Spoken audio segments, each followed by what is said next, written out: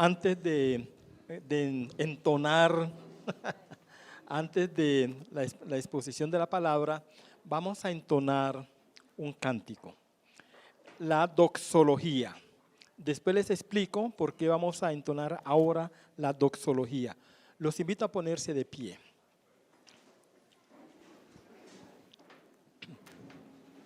Bueno, la tienen desplegada allí adelante para que ustedes puedan cantar con nosotros. Al Dios el Padre celestial, al Hijo nuestro Redentor y al eternal Consolador, unidos todos alabad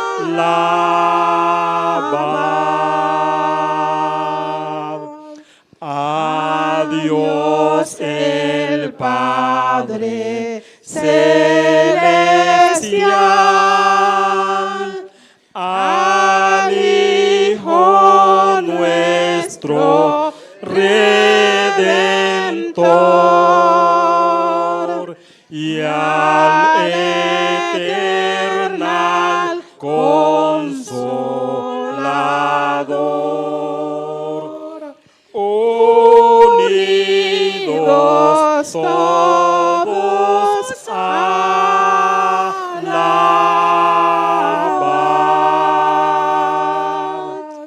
Amén.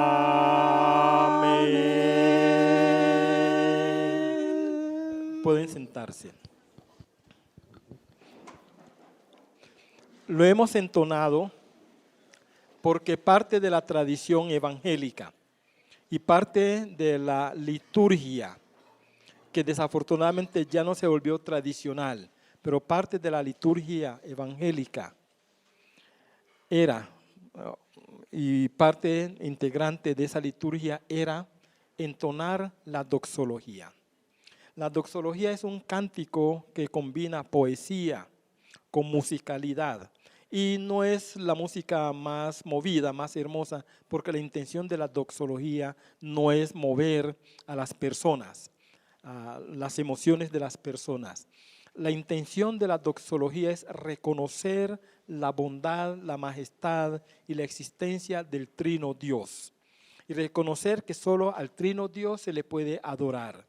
Por eso dice al Dios el Padre Celestial y al Hijo nuestro Redentor y al eternal Consolador, unidos todos alabad.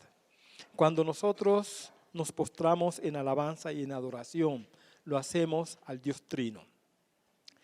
Yo lamento mucho que muchas de las grandes y profundas verdades de las Escrituras que hemos cantado a lo largo de años, la Iglesia Evangélica contemporánea la haya perdido.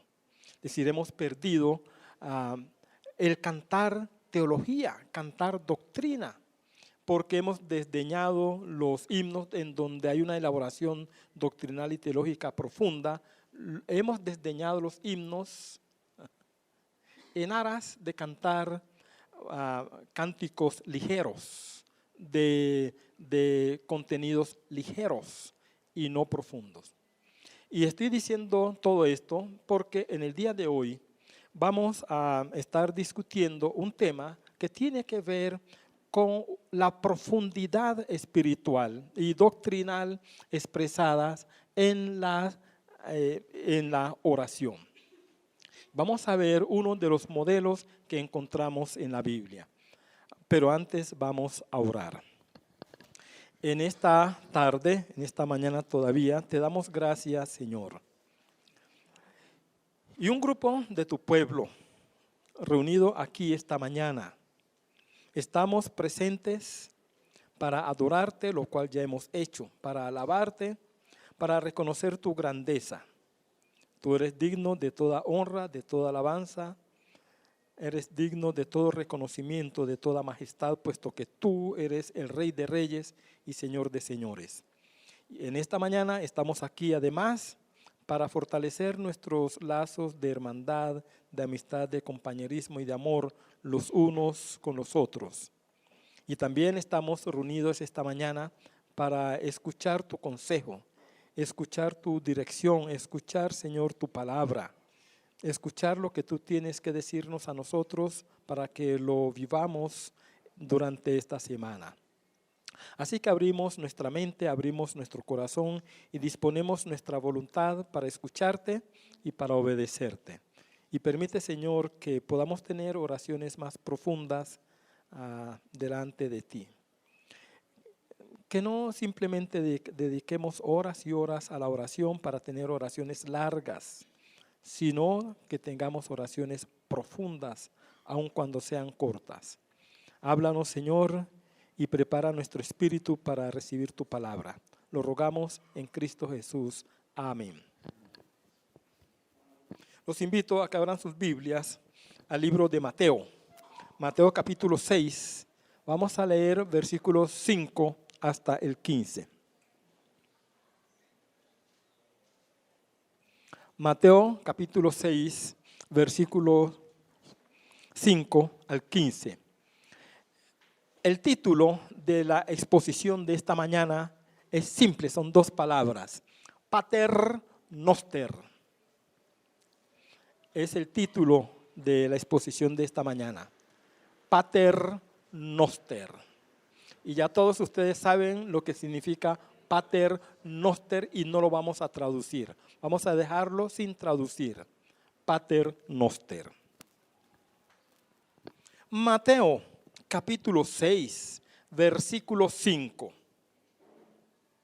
Y cuando ores, no seas como los hipócritas, porque ellos aman el orar en pie en las sinagogas y en las esquinas de las calles, para ser vistos de los hombres.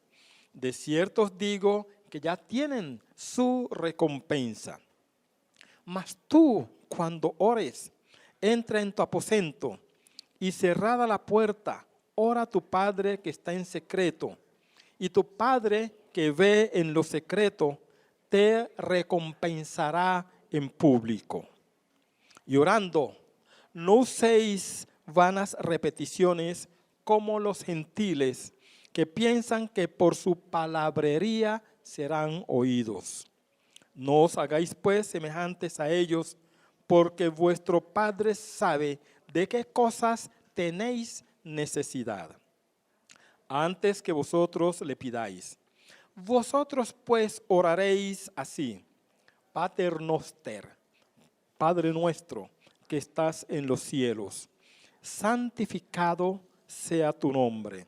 Venga tu reino, hágase tu voluntad, como en el cielo, así también en la tierra.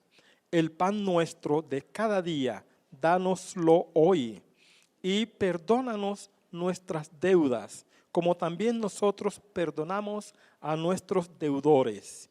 Y no nos metas en tentación, mas líbranos del mal. Porque tuyo es el reino y el poder y la gloria por todos los siglos. Amén. Esa es la pieza literaria que vamos a estar exponiendo esta mañana. Mis hermanitos, la Biblia presenta 7 oraciones, modelos, que se han reputado como las oraciones clásicas de la Biblia. Son oraciones modélicas, es decir, que sirven de modelo, en tanto que esas oraciones, esas 7 oraciones combinan perfectamente piedad, humildad, oración, adoración y reconocimiento de la soberanía de Dios. Cuando leemos esas oraciones, nos damos cuenta que los elementos que acabé de mencionar están inmersos en esas piezas literarias, en esas oraciones. No son el tipo de oración que nosotros elevamos en el día de hoy. Por el contrario, son la expresión de un alma piadosa que descansa en la misericordia de Dios. Al examinar esas oraciones nos damos cuenta que no son oraciones largas, son oraciones sintetizadas, cuya síntesis refleja toda la piedad, bondad, esperanza, confianza y fe del orante.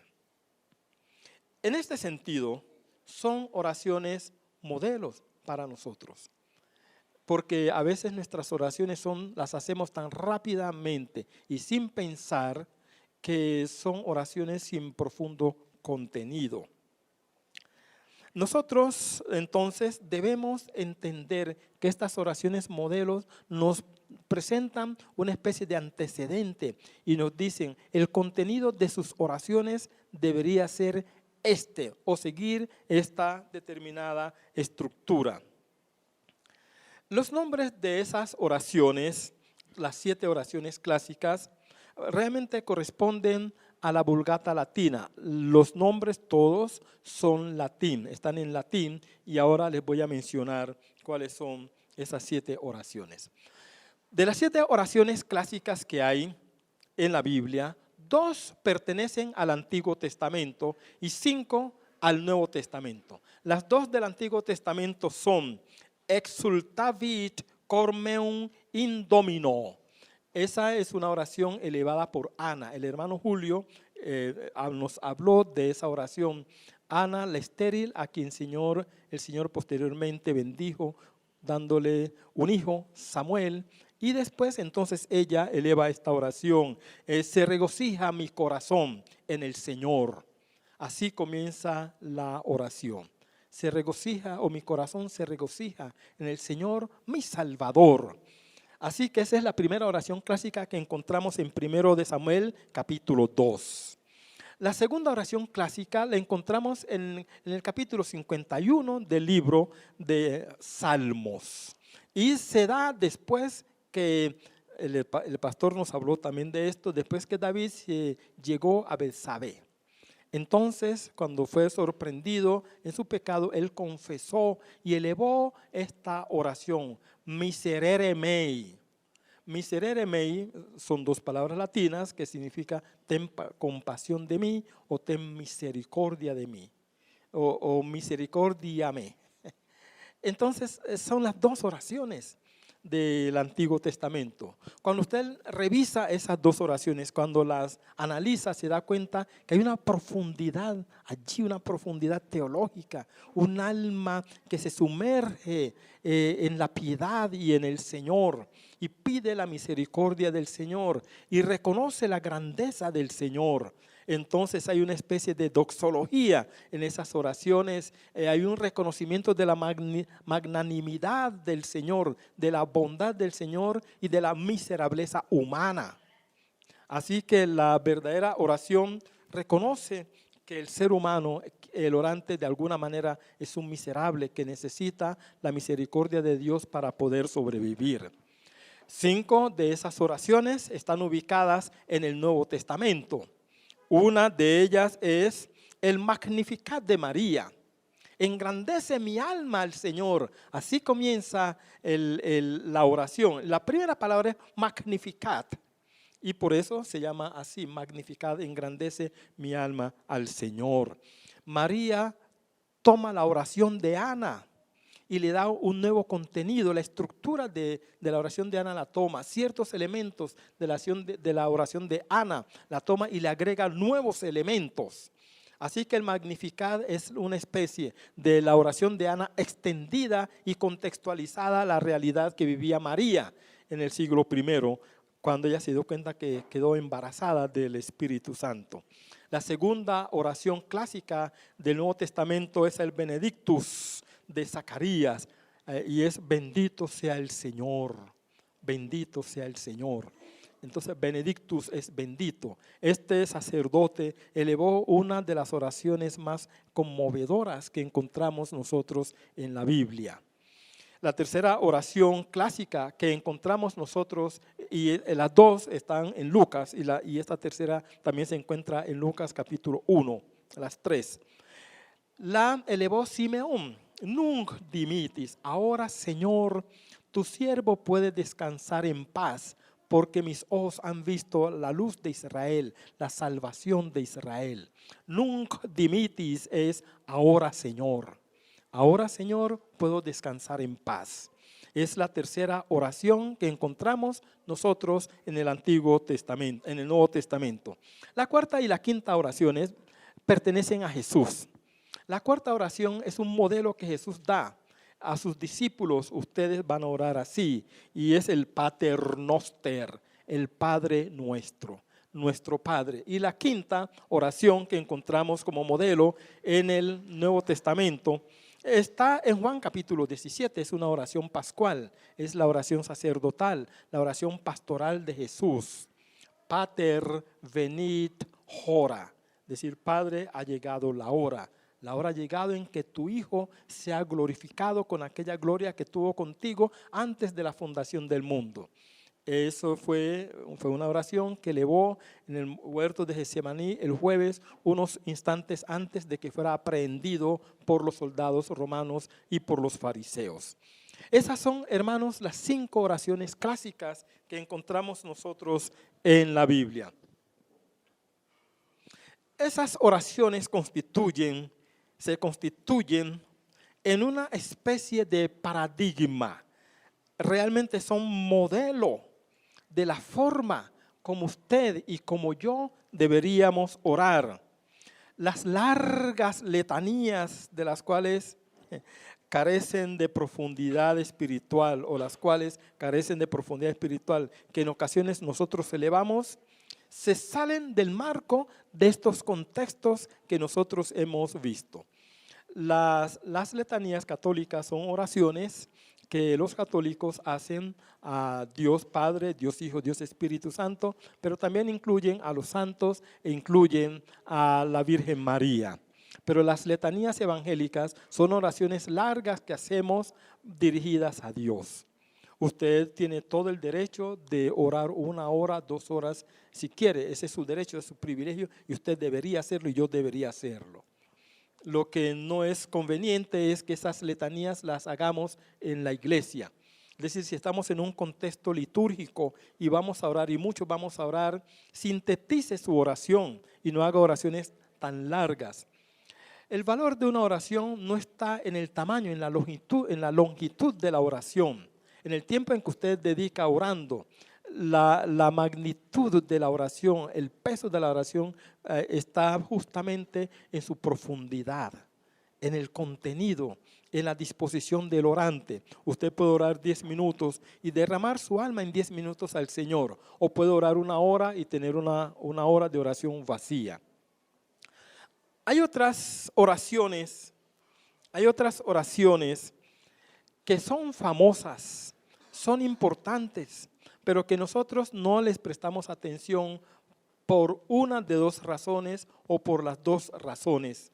Una es porque son oraciones que no están en las Sagradas Escrituras, y en segundo lugar porque son oraciones de trasfondo católico. A esas oraciones las rezan los católicos apostólicos romanos, las rezan la Iglesia ortodoxa, la Iglesia católica ortodoxa, la rusa y la griega, y la Iglesia anglicana, algunas de ellas, y algunas iglesias de corte protestante. Una de esas oraciones que me parece a mí que es muy importante y que tiene un contenido profundo, y que la voy a leer no con el ánimo de decirles a ustedes que repitan esas oraciones, que las lean o que las recen al Señor, sino para que vean que hay un modelo allí de piedad en medio de esas oraciones.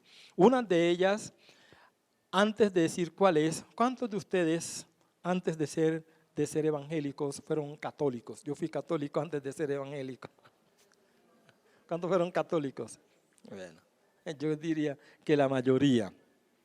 Entonces, en las ceremonias importantes, en los Te Deum y en Semana Santa sobre todo, el Jueves Santo, ustedes de pronto escucharon una oración que lleva por título Kyrie eleison.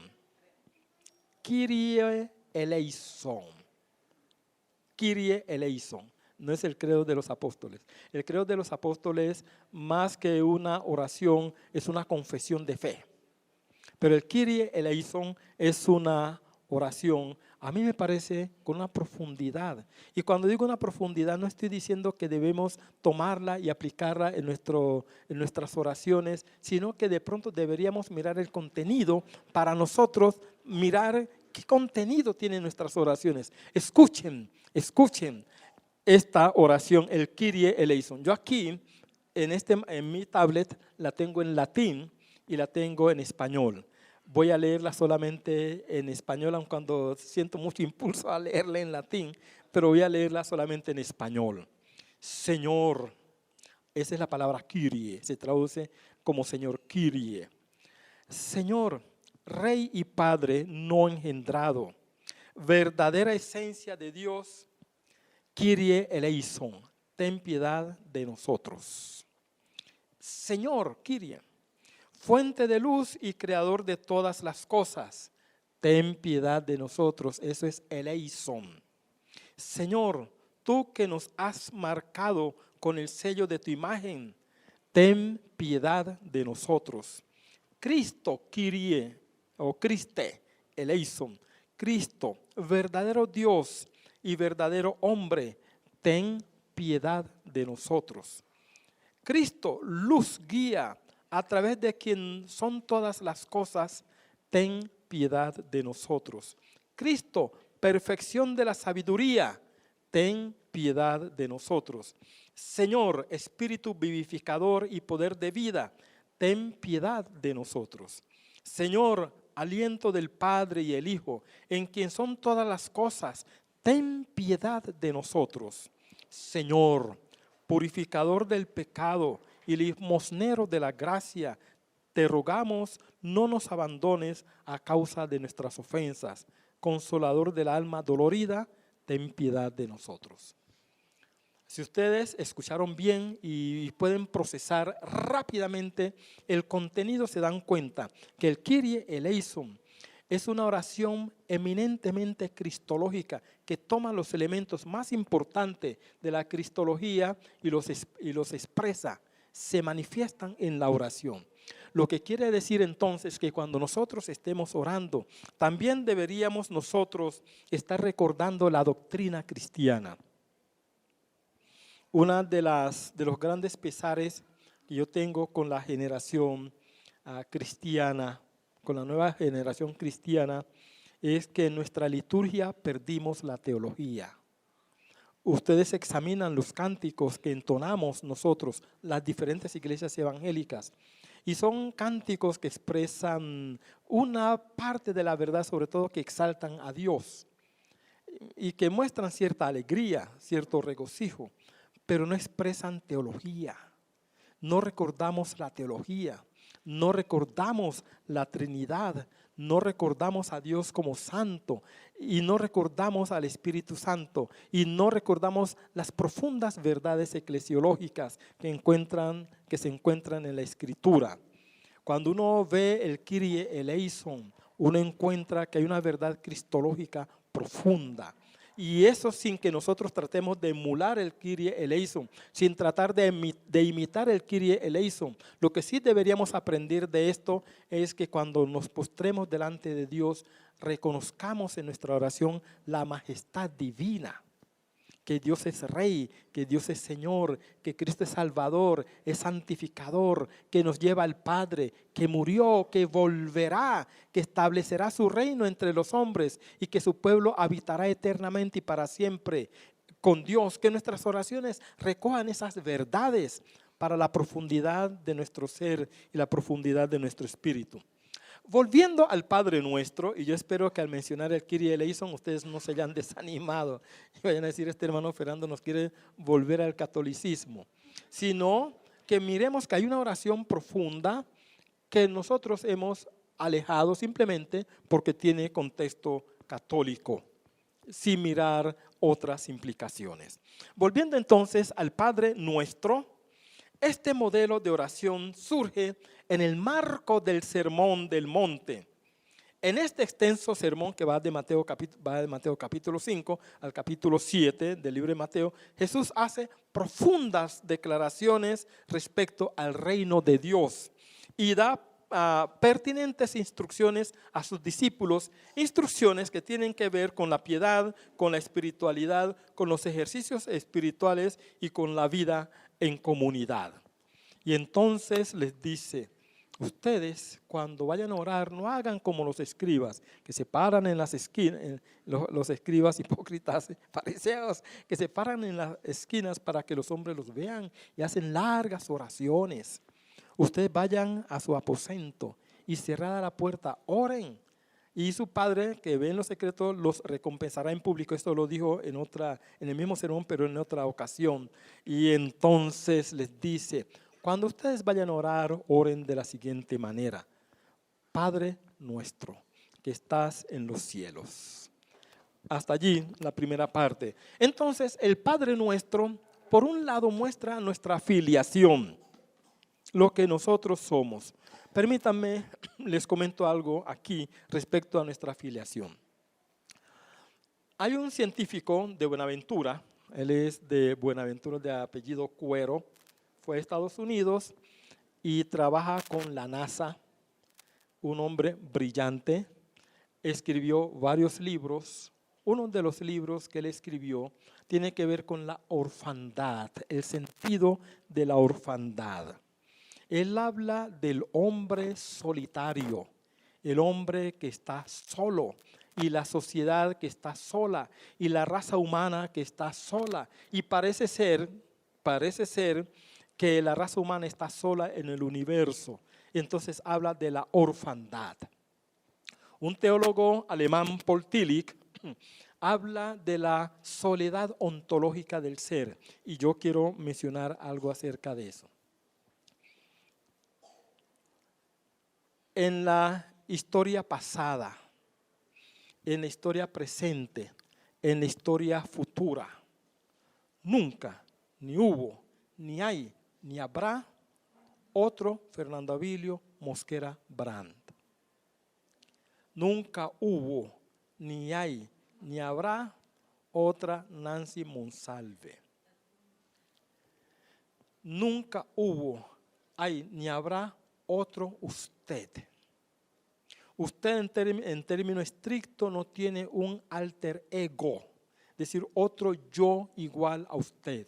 Yo soy su alter ego en tanto que yo soy su alteridad, yo soy el otro, pero no hay otra persona en el universo. Para mí sería muy consolador si yo me diera cuenta que en alguna parte del planeta Tierra, en el presente, hay un Fernando Avilio Mosquera Brandt idéntico a mí en todo. Me consolaría porque yo diría: he aquí otro que arrastra mi propia tragedia. Y de pronto lo buscaría y le diría: mira, Fernando Avilio Mosquera Brandt Jr., porque yo soy el senior. ¿Cómo te puedes aguantar 24 horas del día? Dímelo porque yo no soy capaz, no sé cómo hacerlo. Sucede que no existe eso, usted es único, usted está solo, completamente solo en cuanto a su ser. No hay otro ser idéntico a usted en el universo, ni lo hubo, ni lo hay, ni lo habrá. Entonces, cuando uno piensa en esto, uno se da cuenta que eso podría ser una tragedia, pero el problema es que todo ser humano vive esa propia tragedia. Yo soy mellizo, entonces cuando yo vine aquí a esta parte de la eternidad, yo vine acompañado, pero primero salió mi hermana. Mi hermana nació primero y yo dije: bueno, por primera vez en mi larga vida estoy solo aquí. Me quedé 3 horas y media más disfrutando mi espacio hasta cuando me obligaron a salir. Así que allá habitábamos mi hermana y yo. Pero si usted no es mellizo, cuando usted, ni gemelo, cuando usted allá estaba solo y salió solo. Nosotros aquí vivimos en cuanto a nuestro ser solos. Y en el momento de salir del cosmos a la eternidad, saldremos solos. Y el asunto es que usted cuando llegue el momento de la muerte no podrá decirle a la muerte, mira, yo estoy muy ocupado. Yo no tengo tiempo ahora para andar con cuentitos de que me voy a morir. Yo creo, yo creo que yo debo vivir mucho tiempo porque tengo muchas cosas que hacer. Entonces yo te aconsejo, mira, ese señor que está allí siempre está sin hacer nada, es un vago. Llévatelo a él. Usted nunca podrá hacer eso, usted lo puede decir, pero la muerte dijo, es que no es el momento de él, no es el momento de la partida de él, es el momento de tu partida y usted sale solo. Entonces usted puede ver que hay cierta orfandad, pero el asunto se solucionó. Dios lo solucionó cuando Él hizo de nosotros su morada. Y entonces Él viene a nosotros y vive con nosotros. La Trinidad vive conmigo. Entonces yo ya no estoy solo ontológicamente hablando. Es decir, dentro de mí no solamente está Fernando Avilio, Mosquera Brand, arrastrando sus alegrías, sus tristezas, sus desventuras y sus felicidades. Está la Trinidad conmigo. Entonces, este asunto de Padre nuestro que estás en los cielos es extremadamente importante porque Jesús presenta a Dios como nuestro Padre. Como nuestro Padre, nosotros debemos honrarlo, debemos venerarlo, debemos reconocerlo, debemos respetarlo, debemos obedecerlo. Como Padre que es, y él pregunta en Malaquías, si yo soy Padre, ¿dónde está mi honra? Y si soy Dios, ¿dónde está mi temor? Entonces él reclama su paternidad. Si yo soy Padre, ¿por qué no me honran? Y si yo soy Dios, ¿por qué no me temen? Dios es nuestro Padre, así lo enseñó Jesús. El Padre nuestro no solo es un modelo, sino que incorpora verdades de la doctrina cristiana. Esta pieza entonces nos está diciendo, Dios es su Padre, Dios es el Padre nuestro. Entonces podemos acercarnos a Él. Una ventaja que tiene Dios como Padre sobre los demás padres es que es un Padre eterno. Y el papá suyo probablemente murió o probablemente esté vivo, pero el papá mío murió en el 94. Pero el Padre eterno no ha muerto ni va a morir. El Padre eterno no se aleja de nosotros, siempre está con nosotros. El Padre nuestro Dios, es un Padre que entiende perfectamente el concepto de paternidad responsable. Y el Padre nuestro es un Padre que entiende perfectamente ser Padre providente, que trae el sustento a sus hijos. Él lo entiende.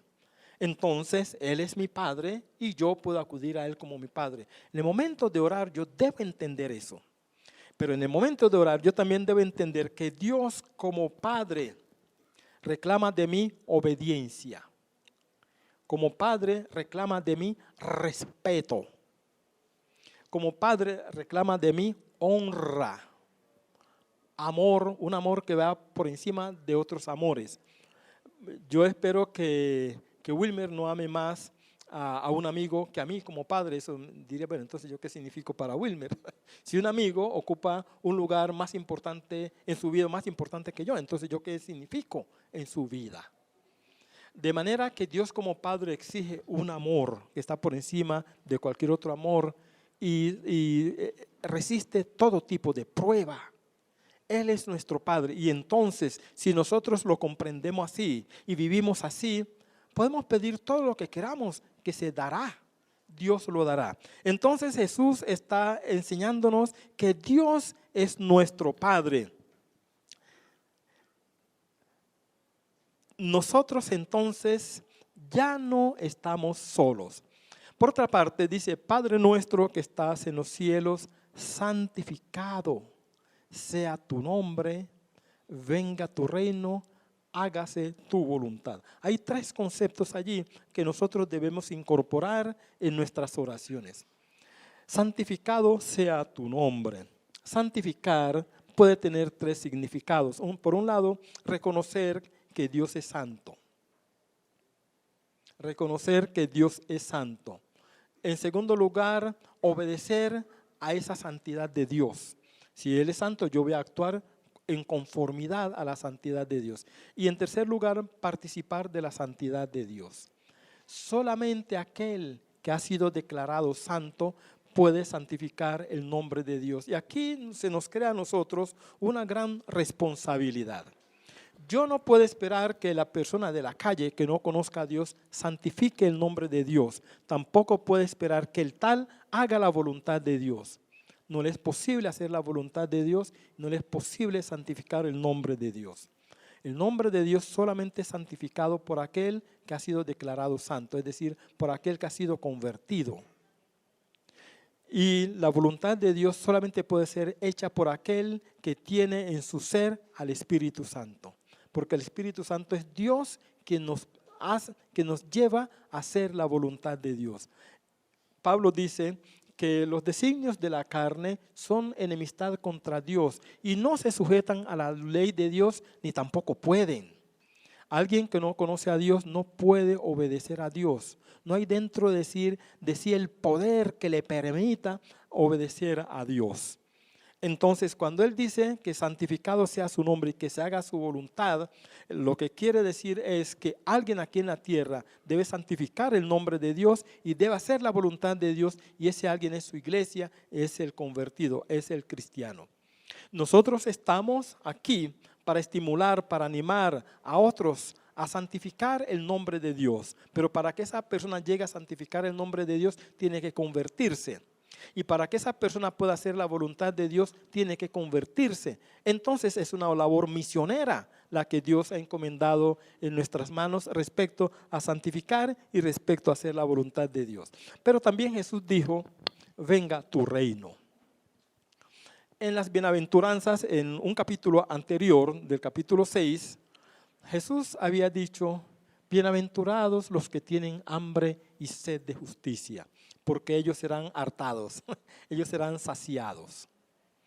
Bienaventurados los que tienen hambre y sed de justicia. Bienaventurados los que hacen la justicia y quieren ver que la justicia de Dios se practique, se evidencie en la sociedad. Esa bienaventuranza tiene relación con esto de venga tu reino. El cristiano debe orar al Señor para que su reino se extienda en la tierra. El reino vino y nosotros somos promotores del reino de Dios. Ayudamos a promover el reino de Dios y a extender el reino de Dios. Y nosotros estamos llamados para interiorizar el reino de Dios en nosotros, vivir las características del reino de Dios e invitar a otras personas a dejar que el reino de Dios se interiorice en su ser. Y en el Padre Nuestro está esa profunda verdad. Entonces estamos diciendo, venga tu reino, lo que quiere decir, Señor, yo permito que tú me gobiernes y yo tengo que contribuir para que tú gobiernes a otras personas. Eso está entonces inmerso, o ese concepto está inmerso allí cuando Jesús dice, venga tu reino. Todo ser humano, todo ser creado es invitado a venerar a Dios. Dios como Padre, como creador y como Redentor debe ser santificado por todas sus criaturas. Sin embargo, nosotros, los creyentes, debemos dar ese paso, ese ejemplo e invitar a otros a través de la conversión para que puedan glorificar al Señor. Un segundo elemento que nosotros encontramos en el Padre Nuestro tiene que ver con la cotidianidad. Jesús sintetiza lo cotidiano en esto. El pan nuestro de cada día, dánoslo hoy. Cuando nosotros oramos, primero hagamos un paréntesis allí. El creyente es un ser que está ubicado en el tiempo, en el espacio y en cierta circunstancialidad. Hay ciertas circunstancias económicas, políticas, sociales, religiosas, éticas, etcétera, que nos rodean a nosotros. Y esas circunstancias inciden en nuestra vida, en nuestro estado anímico, en nuestra moralidad y en nuestra espiritualidad. Entonces, esa circunstancialidad tiene que ver también con la alimentación, tiene que ver con el transporte, la forma de transportarnos, tiene que ver con la salud, tiene que ver con el vestuario, con el lugar donde vivimos.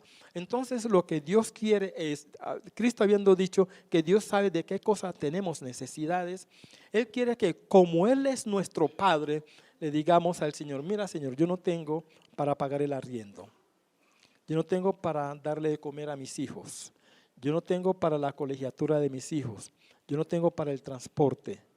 Yo, mira, mi ropa está vieja y no tengo ropa nueva. Tengo un par de zapatos, 2 pares de zapatos, el uno está roto, el otro está que se rompe.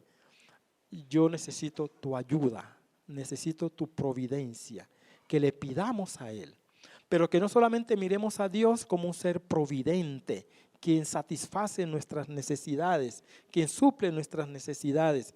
Él quiere que nosotros lo veamos como un ser a quien honramos, a quien respetamos, a quien amamos, a quien obedecemos y que nos sometemos a su voluntad. Entonces, en ese contexto, podemos pedir todo lo que queremos y nos será hecho, de acuerdo con lo que Jesucristo dice. De manera, mis hermanos, que la cotidianidad forma parte de nuestra oración, los elementos que nos angustian. Probablemente usted tenga un vecino que lo tiene ya muy cansado por los irrespetos del vecino, por la bulla del vecino, que no considera. A las 3 de la mañana pone el equipo a todo volumen y nosotros en ocasiones, bueno, a mí casi no me pasa porque en nuestra unidad casi, en la cuadra donde vivimos casi no pasa eso, pero en ocasiones yo he dicho, Señor, ¿por qué no? A veces digo, ¿por qué no quemas ese equipo? Y otra vez le digo, Señor, ¿por qué no? Otras veces soy más benigno, Señor, ¿por qué no quitas la luz, que se vaya la luz? Y me parece que en la oración debemos decir, Señor, mira a mi vecino, cómo incomoda a los demás y cómo me incomoda, no me deja dormir. Y Señor, ten misericordia de él, obra, Señor. En lugar de decir lo que le dijo una señora al Señor, ya estaba cansada de su esposo, y entonces una señora en un arranque de desesperación dijo, Señor, o te lo llevas o te lo mando, que usted no ore de esa manera, pero sí que usted le lleve al Señor todas las cuitas, todos los problemas, y que pida que el Señor intervenga en la situación en que usted está viviendo. Y también en la oración de Jesús está la atención a nuestra espiritualidad. Y con esto ya vamos terminando. Jesús dijo, y perdona nuestros pecados, nuestras deudas, así como nosotros perdonamos a nuestros deudores. No nos metas en tentación y líbranos del mal. Entonces allí en nuestra oración debemos atender lo espiritual. Por un lado, en el Padre Nuestro se ve la teología del perdón. Usted tiene que perdonar. Usted tiene que perdonar por causa de usted mismo. Si usted guarda rencor, su corazón se hiere, se daña y usted se destruye. Usted emocional y psicológicamente anda muy mal cuando usted guarda rencor. Entonces lo mejor que usted puede hacer es perdonar sin que le pidan perdón. Perdone antes de que el ofensor se acerque a usted a pedirle perdón. Y la base de esto es la siguiente. Como somos seres gregarios, como somos seres que vivimos en comunidad, cada persona, comenzando con Fernando Abilio Mosquera Brandt, se convierte en un victimario. Victimario no solamente es el que roba, el que mata, el que secuestra. Victimario también es el que ofende. A veces ofendemos con palabras y con obras. En ocasiones ofendemos por lo que hacemos o por lo que dejamos de hacer. En ocasiones ofendemos por lo que decimos o por lo que dejamos de decir. En ocasiones ofendemos conscientemente y en ocasiones ofendemos inconscientemente. Entonces yo de alguna manera soy un victimario y a la vez soy una víctima de otros.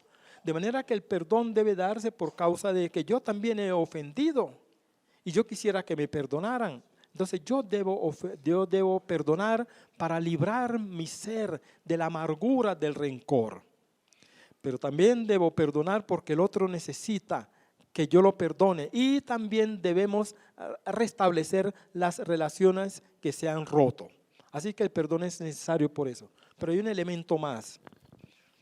Si yo voy donde Dios para que perdone mis pecados y yo no he perdonado, el Señor me dirá, si es que escucha mi oración, me dirá: Fernando, hasta cuando tú perdones yo no te puedo perdonar.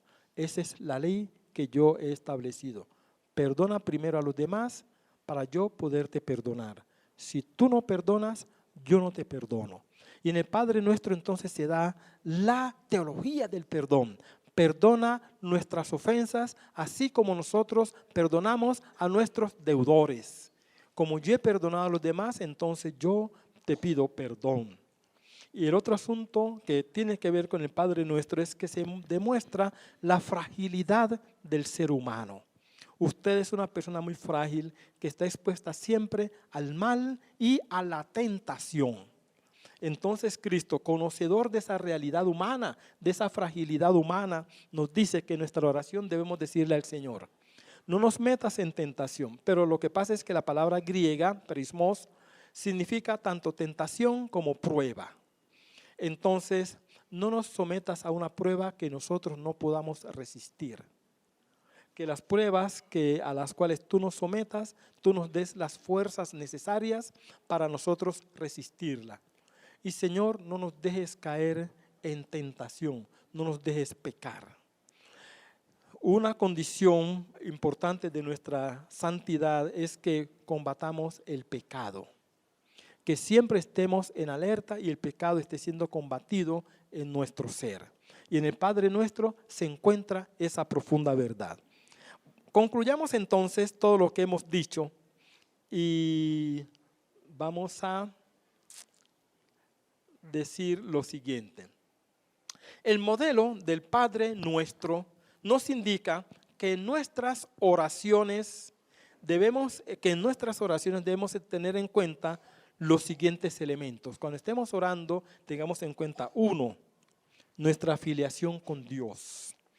Él es nuestro Padre y nosotros somos sus hijos.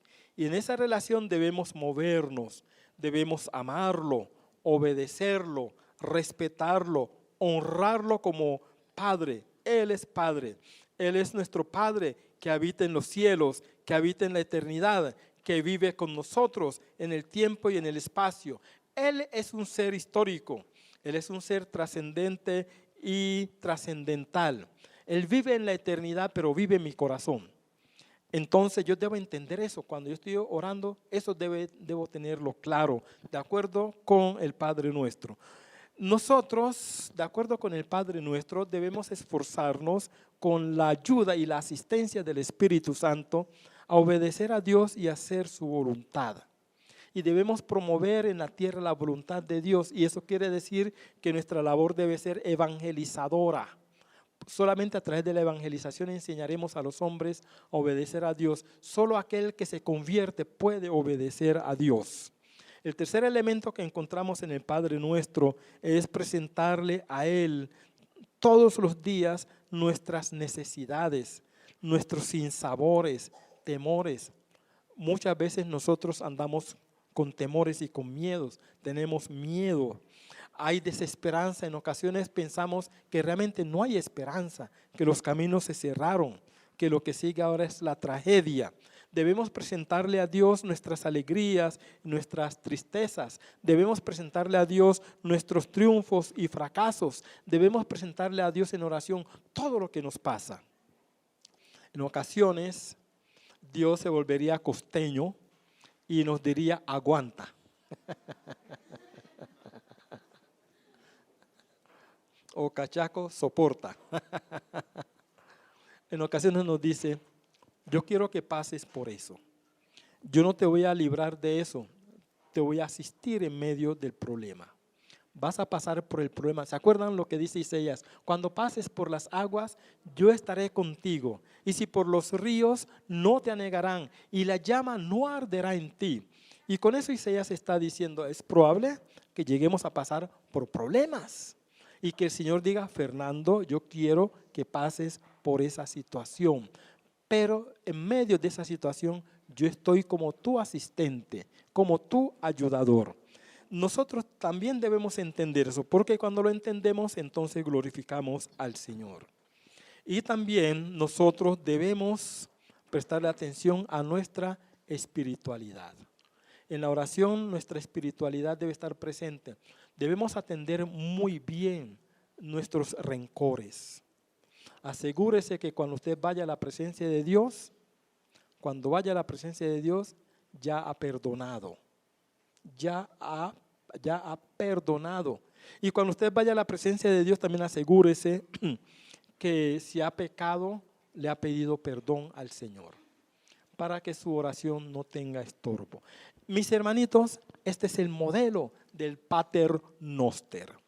Así nos enseñó Jesús a orar, que no solamente repitamos frase por frase el Pater Noster, sino que la estructura, los elementos que están allí sean incorporados en el tiempo de oración que nosotros elevamos a Dios.